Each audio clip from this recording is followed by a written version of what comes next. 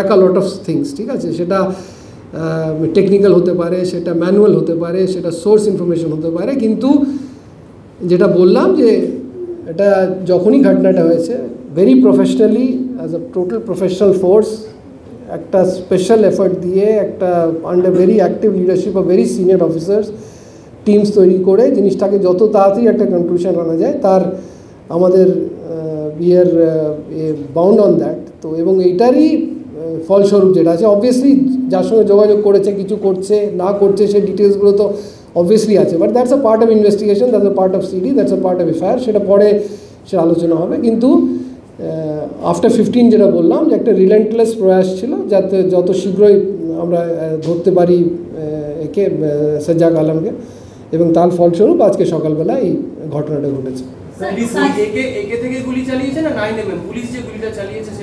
না, পুলিশের কাছে এটা ছিল, শর্ট আর্মসও ছিল, লং আর্মসও ছিল, সেটা এক্স্যাক্ট যেটা বললাম যে কটা রাউন্ড কোন ফায়ার থেকে হচ্ছে সেটা ডিটেলে পরে অন ফিল্ড বলতে পারবো। না, ওটা তো আপনার যেটা বললাম small weapon, exact calibre, exact যেটা আছে ওয়েদার সেই দিন ইউজ হয়েছে কিনা এইগুলো হচ্ছে আমরা ডিটেলসে we can share later once we have confirmed with forensic.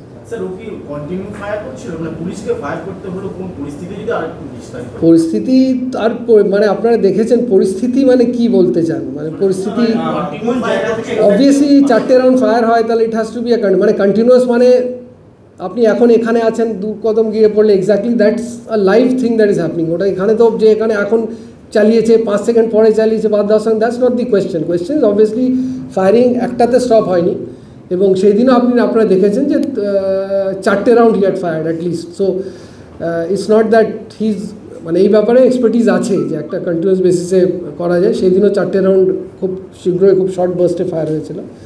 তো এই ঘটনাগুলো যেটা আছে exactly a live thing that is happening, সেটা ইনভেস্টিগেশন আরও যখন এই কেসটা তদন্ত হবে তখন ডিটেলে আমরা আরও বলতে পারবো বা যারা শেয়ার আছে করা যাবে। এটা একটা কিচিকতলা ব্রিজ আছে, শাহপুর জায়গা আছে, ওই গোয়ালপুকুর পুলিশ স্টেশন আন্ডারই আছে, and there is very close or near to the Bangladesh Indo Bangladesh border.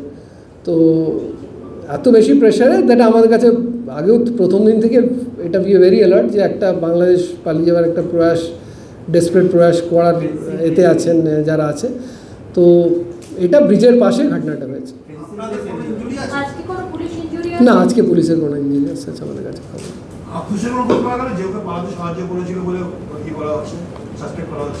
Excuse me,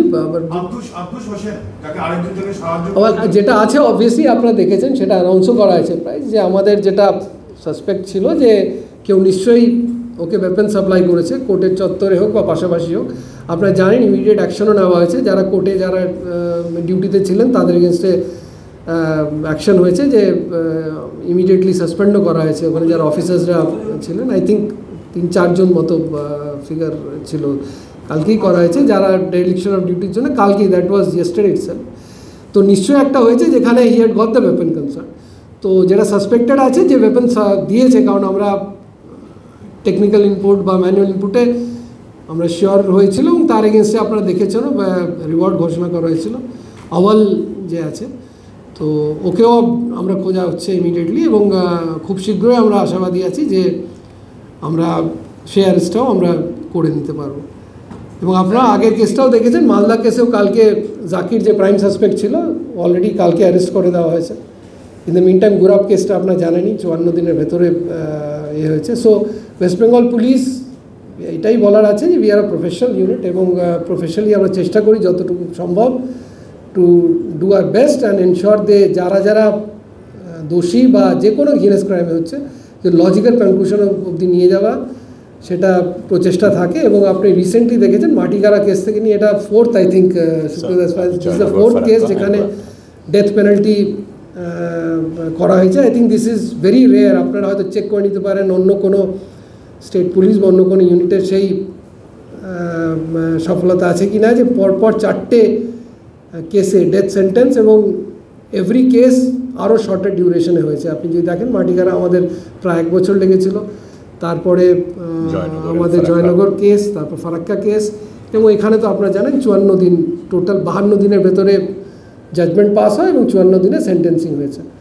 so will try to ensure যে যারা যারা দোষী, যারা যারা এমন কিছু করেন যেটা খুবই মানে society obviously they have to protect the society, এবং সোসাইটির ভেতরে পুলিশও একটা পার্ট।